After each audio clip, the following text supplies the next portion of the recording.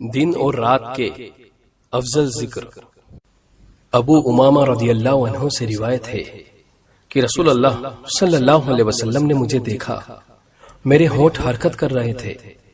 آپ صلی اللہ علیہ وسلم نے فرمایا، اے ابو امامہ، یہ تم کیا پڑھ رہے ہو؟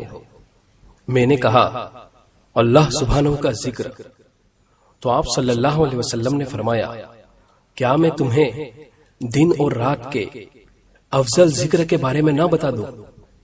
پھر فرمایا، تم کہو سبحان اللہ عدد ما خلق، سبحان اللہ ملء ما خلق، سبحان اللہ عدد ما فی الارض والسماء، سبحان اللہ ملء ما فی السماء والارض، سبحان اللہ ملء ما خلق، سبحان اللہ عدد ما احصى کتابہ، وسبحان اللہ ملء کل شیء۔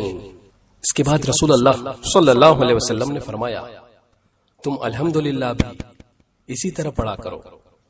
اللہ کی ذات پاک ہے اس کی مخلوق کے برابر جو اس نے پیدا کی۔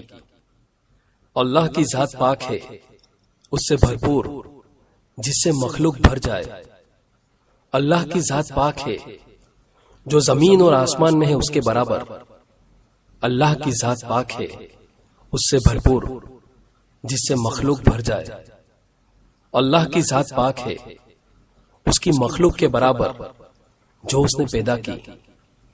اللہ کی ذات پاک ہے ان چیزوں کی تعداد کے برابر جنہیں اس نے اپنی کتابوں میں شمار کیا، اور اللہ کی ذات پاک ہے ہر چیز سے بھرپور جس سے مخلوق بھر جائے۔